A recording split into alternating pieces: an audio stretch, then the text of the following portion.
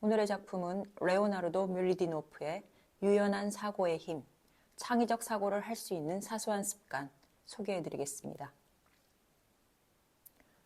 현대사회는 인터넷 검색을 통해 지식과 정보를 획득하고 우리의 손끝으로 거의 모든 것을 할 수 있습니다. 어쩌면 더 이상 검색 단계 없이 생각하는 것만으로 자신이 원하는 정보를 얻을 수 있는 세상이 올지도 모릅니다. 그러므로 이제 우리가 어떻게 변화를 받아들이는가가 급격한 변화 속에서 살아남는데 중요합니다. 정신없이 돌아가는 세상에 새롭게 사고하는 방식은 이제 필수입니다. 기존의 사고의 틀에서 새로운 관점으로 전환하는 능력을 저자 레오나르도 물루디노프는 유연한 사고라고 명명합니다. 이 책 유연한 사고의 힘은 인간 사고의 작용과 거기에 미치는 심리적 요인을 탐색하고 실생활에서 유연한 사고를 익히는데 도움이 되는 방법을 제시하고 있습니다. 작품 들어가겠습니다. 1. 유연한 사고. 유연한 사고는 생물 종마다 다르지만 포유류에서 가장 잘 발달되어 있으며 그중 인간의 주요한 사고 능력이기도 합니다. 유연한 사고는 순차적 정보들을 고정 규칙에 따라 처리하는 알고리즘적 사고인 분석적 사고와는 좀 다릅니다. 정서적으로 작동되고 다양한 정보를 통합하고 수수께끼를 풀고 어려운 문제에 새로운 접근법을 찾기 적합합니다. 우리를 어떤 동물종보다 강하게 만드는 것은 유연한 사고입니다. 뇌의 유연한 사고는 비알고리즘적입니다. 즉, 우리가 어떤 생각이나 해결책을 내놓을 때 필요한 단계들에 대한 명확한 규명 없이도 거기에 도달할 수 있다는 말입니다. 기존의 시각에서 생각의 틀을 전환하든지 예상치 못한 통찰과 상황인식을 가능케 하는 것은 모두 우리의 자율적인 사고, 즉 유연한 사고입니다.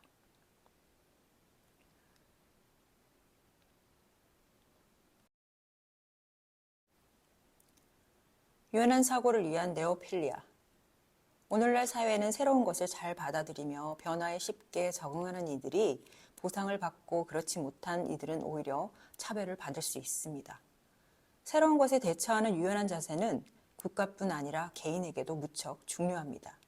사실 인간은 변화가 주는 부정적 결과만 없다면 변화와 새로운 것을 추구하려는 본성이 있습니다. 다시 말해 인간은 네오필리어적 기질을 가졌다는 말입니다.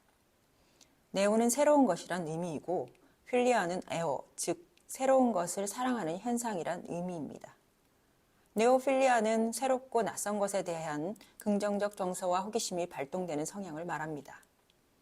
다른 생물종에 비해 인간은 새로운 것과 변화를 사랑합니다. 이런 네오필리아 성향은 인간이 위험을 감수하고 혹독한 환경에 견딜 수 있도록 하고 유연한 사고의 원동력이 되기도 합니다. 막스 플랑크 진화인류학 연구소 소장 스테판 페보는 우리 인간은 경계를 뛰어넘는다. 우리가 사는 곳에 자원이 있더라도 우리는 새로운 영역을 진출한다. 다른 동물들은 그렇지 않다고 말하고 있습니다. 3. 유연한 사고를 위한 뇌의 보상체계. 진화에서 보상체계가 인간을 생각하게 만들기도 합니다. 보상체계는 목표에 도달했을 때 기쁨을 주는 것이 아니라 우리가 진행 중인 일의 결과를 계속 예측하게 하고 모든 단계마다 보상을 하도록 진화해 왔습니다. 뇌의 보상 단계는 우리가 생각하게 만드는 것도 계속할 수 있게 지속적인 피드백으로 격려하고 동기를 부여합니다. 앞으로 나아가는 느낌, 자신감, 성공 임박 기대감 등의 긍정적 감정을 주는 것이죠. 그러나 우리가 목표를 달성하면 보상체계는 오히려 보상을 줄이는 활동을 합니다. 게다가 우리의 뇌는 독창적이고 예술적 사고를 할 수 있는 유연한 사고를 길들이고 권장하는 데 보상체계를 사용합니다. 이것은 인간이 물질적 보상이 적어도 예술에 열정을 쏟는 이유가 되죠. 창의적 아이디어와 상상력 같은 유연한 사고는 우리 종의 생존을 위해 매우 유리한 특성입니다. 이론 물리학자 리차드 파인만의 이야기입니다. 나는 더 소박한 문제, 내 말처럼 더 변변치 않은 문제라도 도전해볼 것을 권하고 싶다. 우리가 진심으로 대하기만 한다면 사소하거나 하찮은 문제는 없다. 4. 유연한 사고를 위한 뇌의 재구조화. 심리학자들은 문제를 분석해 사고의 틀을 바꾸는 것을 재구조화라 부릅니다. 어떤 문제가 제시되면 분석적 사고로 그것을 풀려고 합니다. 하지만 그 사고 과정이 효과가 없을 수 있습니다. 그러면 기존 사고의 틀에서 처음 떠오른 문제 해결 단서를 버리고 새로운 관점에서 그 문제를 다시 적용해야 합니다. 다음은 재구조화의 뚜렷한 예라고 할 수 있는 이탈리아 수학자 라파엘 본벨리의 일화입니다. 16세기 이탈리아 수학자 라파엘 본벨리는 기존 수학적 사고를 벗어나서 새로운 사고의 틀에서 어떤 문제를 재구조화합니다. 평범한 수인 실수의 체계에서 벗어나 수를 구체적 실체가 아니라 규칙을 따르는 추상적 개념으로 보게 됩니다. 그는 무언가를 측정하고 세는 것에 이용될 수 있는지 여부와는 관계없이 -1의 제곱근과 같은 수를 허용하는 존재하는 것으로 가정될 수 있는 수 체계를 탐색합니다. 그리고 그 본벨리의 수를 우리는 상상에만 존재하는 수, 허수, 이메이지넬리 넘버라고 부릅니다.